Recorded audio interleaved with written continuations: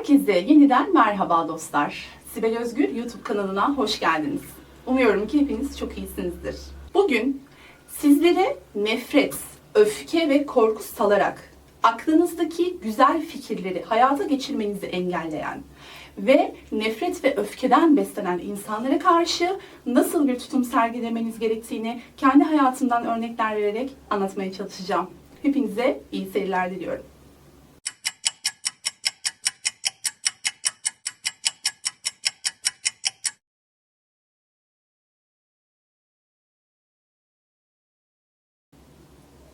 Sevgili dostlar, bu konunun çok önemli olduğunu düşünüyorum.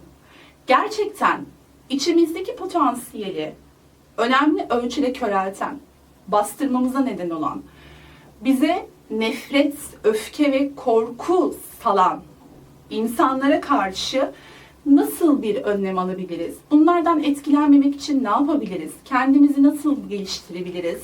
Ve daha da önemlisi bu krizi fırsata nasıl çevirebiliriz? Bunu konuşmak istiyorum bugün.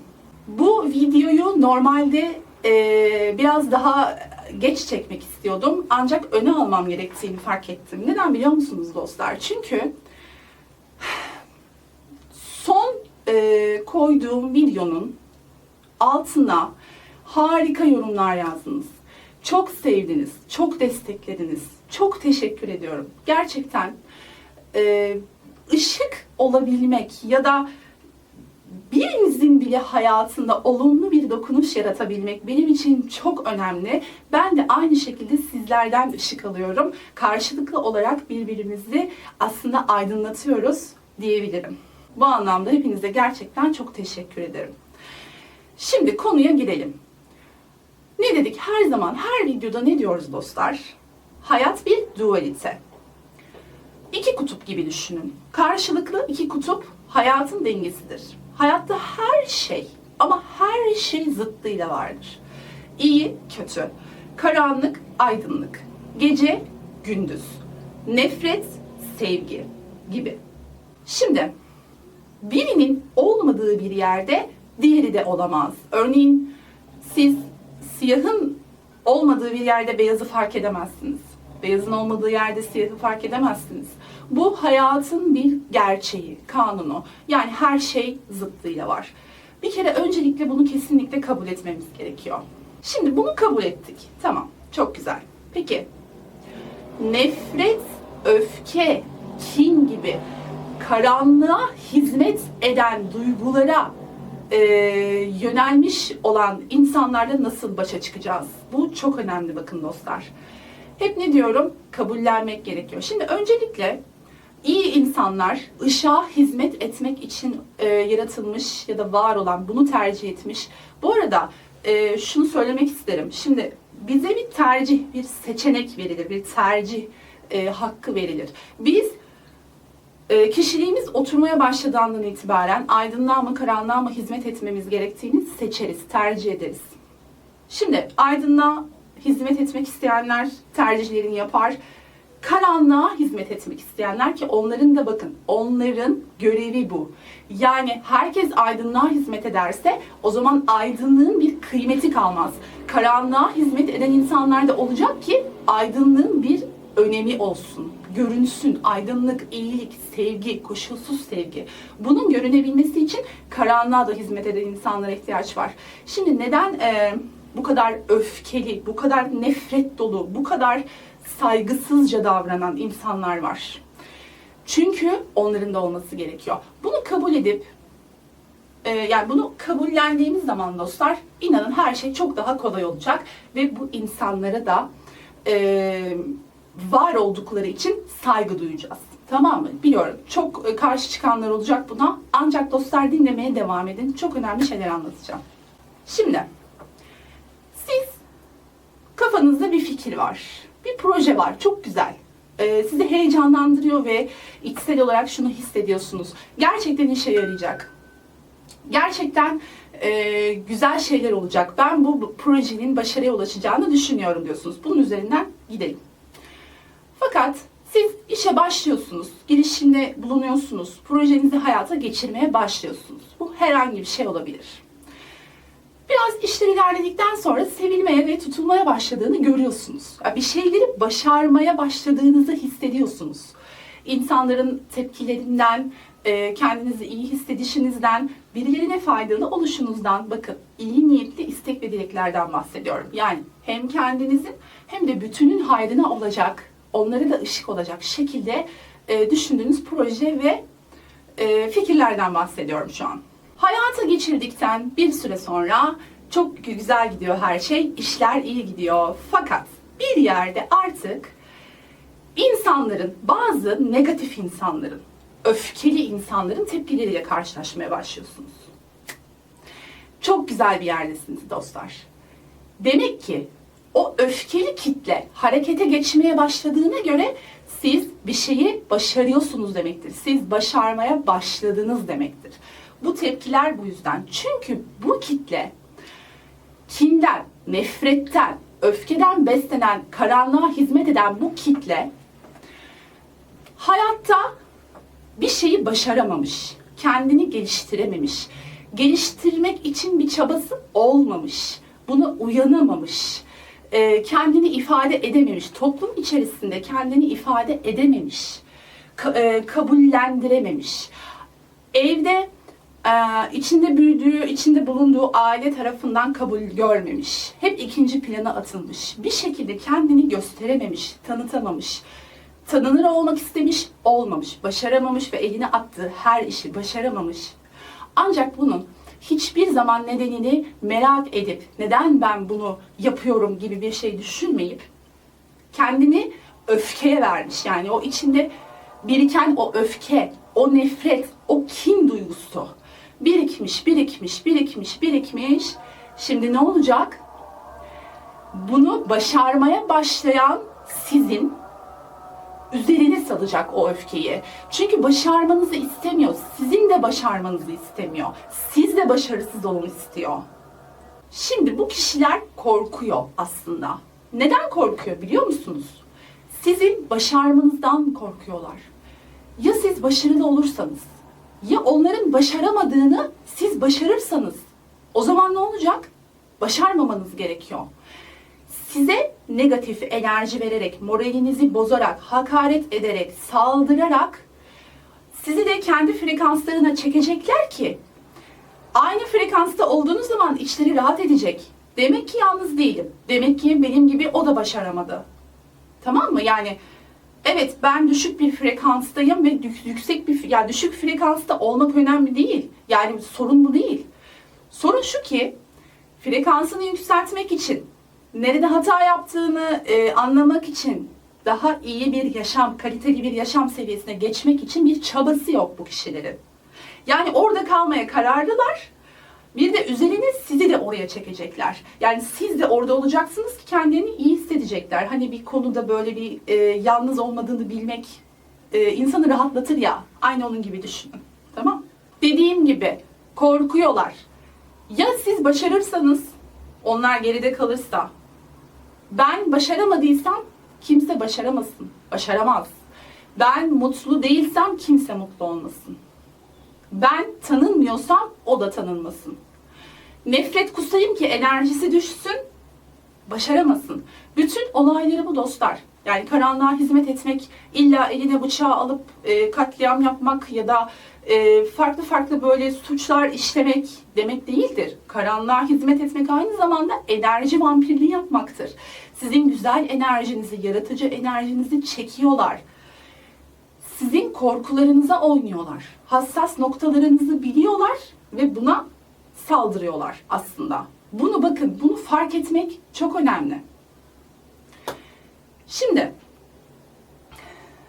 bu şekilde saygısızca, kendilerini göstermeden, mesela şimdi ben kendi hayatımdan bununla ilgili örnek vereyim.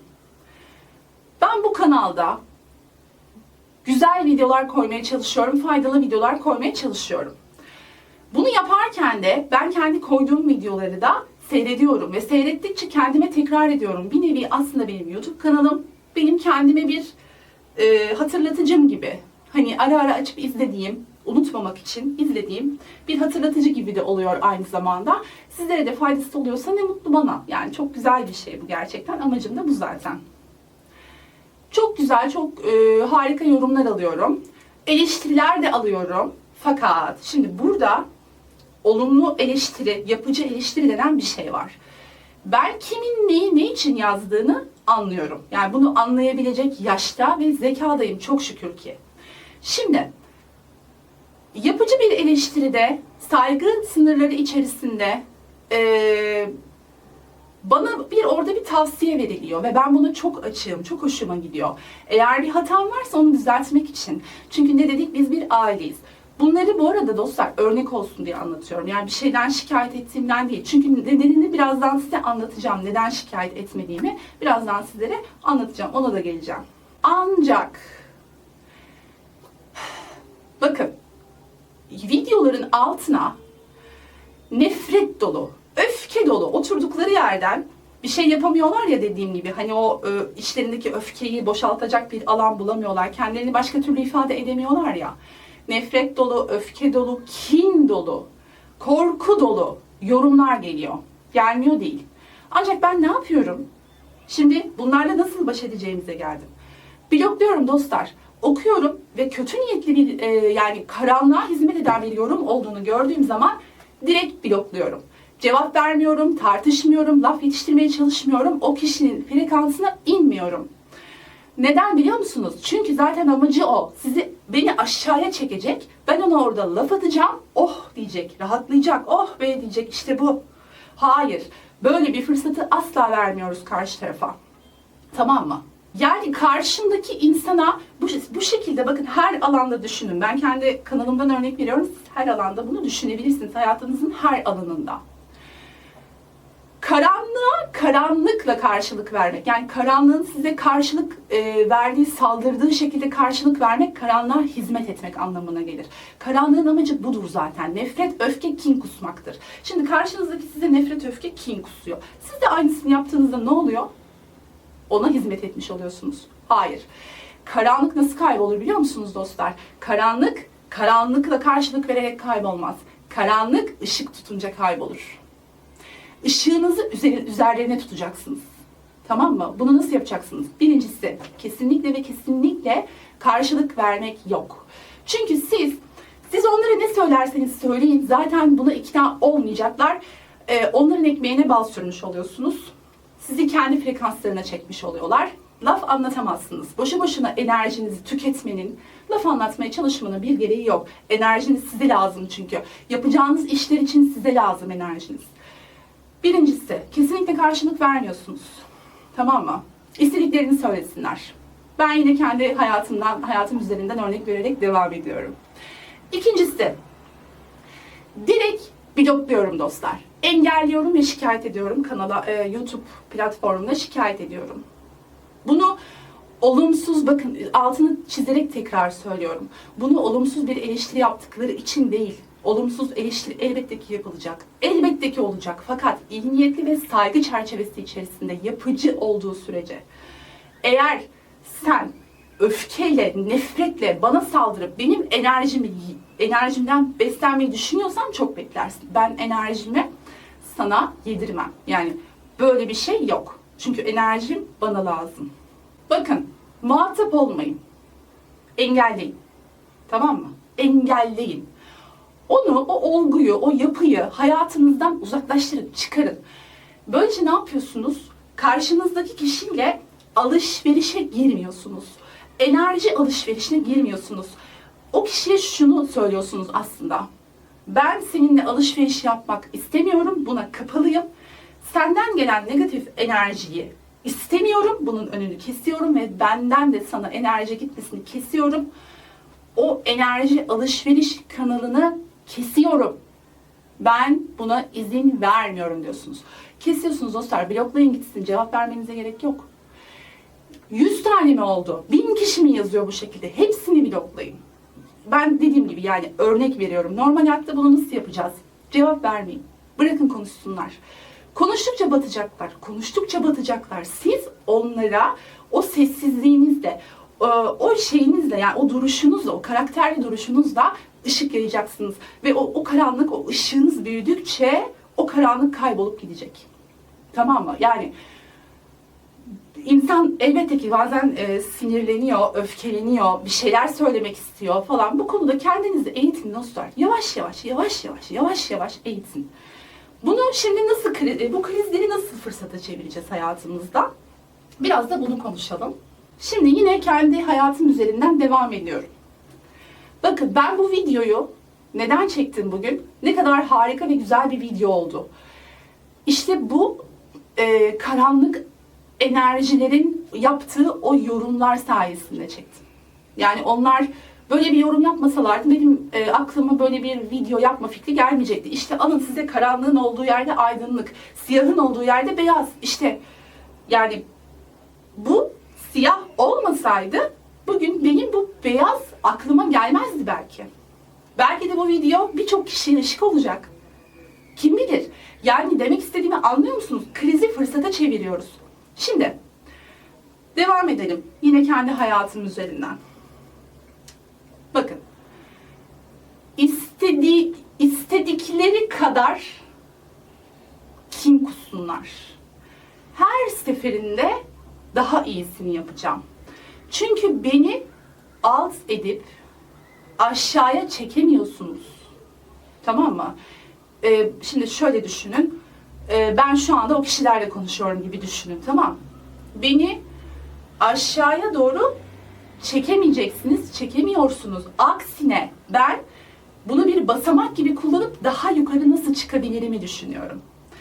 Siz saldırdıkça ben daha çok video çekeceğim. Siz saldırdıkça daha iyisini nasıl yapabilirime kafa yoracağım. Size cevap vermeyeceğim, sizi engelleyeceğim. Bana ne söylerseniz söyleyin. Hiç önemli değil. Sizi direkt bloklayacağım. Hayatımdan çıkaracağım. Benim enerji alanımda olamayacaksınız. Benim bu kanalda bütün videoların altındaki yorumlar güzel olmak zorunda değil. Olumsuz yorumlar da olacak. Ancak negatif enerji istemiyorum. Zaten negatif enerjili, karanlığa hizmet eden insanlarsanız bu kanalda olmayın. İstemiyorum ben burada böyle takipçi. Yani anlatabiliyor muyum? Hani örnek olsun diye şu anda bu şekilde konuşuyorum dostlar. Ben her seferinde daha iyisini nasıl yapabilirim? Bakın, bir yerde eleştirilmeye başladıysanız, saldırılara maruz kalıyorsanız, tamam mı? Başarmaya başladınız demektir. Alın sizi krizi fırsata çevirecek bir şey daha. Bana niye saldırıyorlar? Çünkü başarmaya başladın. Çünkü işe yaramaya başladı. O yüzden saldırıyor. İstemiyor. Başarmanı istemiyor. Neden? Çünkü başardın ki istemiyor. Böyle düşüneceğiz dostlar, tamam? İş yerinizde çalışırken bakın mutlaka olacak. Her yerde, her okulda, her sınıfta, her iş yerinde, her arkadaş grubunda ve her ailede ve her akraba grubunda mutlaka vardır. Benim çevremde böyle biri yok diyen varsa lütfen yorumlara yazsın, konuşalım. Var. Neden var? Çünkü olmak zorunda. Sen onu görerek ışığını parlatacaksın. Eleştirildikçe, saldırıya uğradıkça nasıl daha iyisini yapabilirim? Cevap vermiyorsunuz. Engelliyorsunuz. Karşınızdaysa da cevap vermeyin. Konuşsun elbet susacaktır. Çünkü karşılık bulamayacaktır. Bu zor bir şey biliyorum. Sabır gerektiren bir şey. Ama başaramamanız için hiçbir sebep yok. Sizde karşılık bulamıyorlar. Bulamadıkça dolayısıyla başka bir yere doğru yönelecekler. Çünkü siz karşılık vermiyorsunuz. Çünkü sizden beslenemiyorlar. Anlatabiliyor muyum? Yani ne kadar bakın, çok saygısızca, ben yine bu kanal için de söylüyorum. Çok saygısızca, çok seviyesizce bana, aileme ya da hayatıma hakaret aşamasında bir diyelim ki böyle bir yorum geldi, böyle bir saldırı geldi. Dostlar, hukuk diye bir şey var. Bu ülkede hukuk diye bir şey var. Ben uğraşacağıma yine uğraşmam, avukatlar uğraşır. Sorun yok. Yani onların mesleği de bu. Bu tür şeylerle uğraşmak. Yine uğraşmam. Yine cevap vermem. Ve sadece bu kanalda değil, hayatımın her alanında Bana ne kadar saldırılırsa saldırılsın daha iyisini yapacağım. Yani pes edip yılmayacağım. Daha yukarı nasıl çıkabilirim? Daha iyisini nasıl yapabilirim? İşte bunu basamak olarak, ivme olarak kullanacağız. Saldırıları, negatif saldırıları. Tamam. Onlardan korkmayacağız. Onlar zaten sizden korkuyor. Yani bunu yapan sizden korktuğu için zaten yapıyor. Başarmanızdan korkuyor, tanınmanızdan korkuyor, ünlü olmanızdan korkuyor, para kazanmanızdan korkuyor. Siz de ondan korkuyorsunuz. Size saldırmasından korkuyorsunuz. Ya niye korkuyorsunuz? O sizden korkuyor zaten. Korkmanıza gerek yok. Özgüvenli olun. Seviyelerine inmeyin. Özgüvenli bir duruş sergileyin dostlar. Çok ileri giderlerse de dediğim gibi hukuki yollar var. Oraya başvurabilirsiniz. Ya bundan da çekinmeyin. Yani yapın bunu da. Dediğim gibi korkmayacağız. Yani korkunun zaten dediğim gibi onların size empoze etmeye çalıştığı şey korku.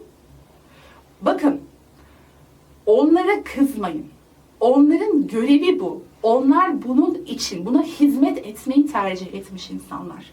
Bunu bir kabullenirseniz ve bunu bu şekilde bakıp anlarsanız, inanın zaten sizin için bir önemleri kalmıyor. Örneğin benim kanalımda bu şekilde yorum yapan insanların benim üzerimde bir etkileri yok. Ben onu okuduğum zaman o yorumu saniyesinde siliyorum ve o an benim için bitiyor. Ben onu kafamda taşımıyorum bütün gün. Ya işte bana da böyle yazdılar ya acaba gerçekten öyle mi falan filan. Hiç alakası yok. Yani çünkü diyorum ya onların görevi bu. Ben ne yapıyorum? Düşmek yerine demek ki ben başarıyorum ya. Demek ki insanların ruhlarına dokunmayı başarabilmişim. İyi ya da kötü. Bunlar kötü olanlar işte. Kötü olarak ruhlarına dokunduğumuz kişiler, kuyruklarına bastığımız kişiler diyelim daha doğrusu. Neden beni aşağı çekecek ki? Aksine daha iyisini nasıl yapabilirim? Daha çok nasıl bu işin üstüne gidebilirim? Nasıl daha faydalı olabilirim? En iyisi olmak için ne yapabilirim? Beni buna teşvik ediyorlar. Farkında değiller. Farkında olsalar aslında o eleştirileri de yapmayacaklar. Yani bu kadar işe yaradığını bilselerdi eminim ki dostlar hiç böyle kötü yorumlar yapmazlardı. Sağ olsunlar. Çok işe yarıyor gerçekten. Yani bunu tüm samimiyetimle söylüyorum dostlar. Evet dostlar, bundan sonra hayatınızda hangi alanda olursa olsun size karşı yapılan saldırıların, eleştirilerin, olumsuz yorumların, nefret, kin, öfke dolu söylemlerin ve yorumların artık altındaki gerçek nedeni az çok biliyoruz. Bunları nasıl karşılayacağız, nasıl bu insanların seviyesine inmeyeceğiz ve bunu nasıl bir fırsata çevireceğiz? İşte bunları konuştuk. Bence çok keyifli bir videoydu her zaman olduğu gibi. Dinlediğiniz için çok teşekkür ediyorum dostlar. Umarım her birimizin hayatlarına, ben de dahil hepimizin hayatına ışık olmuştur. Videoyu kapatmadan önce bu videoyu çekmeme vesile olan karanlık güçlere de teşekkür ediyorum. Eğer onlar bu eylemi yapmış olmasalardı dediğim gibi böyle bir fikir belki aklıma gelmeyecekti ve böyle güzel bir video olmayacaktı. Sizlere de çok teşekkür ediyorum ve sizleri de olduğu gibi kabul ediyorum. Umarım Yüce Yaradan gönlünüze şifa verir ve siz de bir gün aydınlığa hizmet etmeyi tercih edersiniz. Hepinizi çok seviyorum. Kendinize çok iyi bakın. Bir sonraki videoda görüşmek üzere. Aşkla kalın.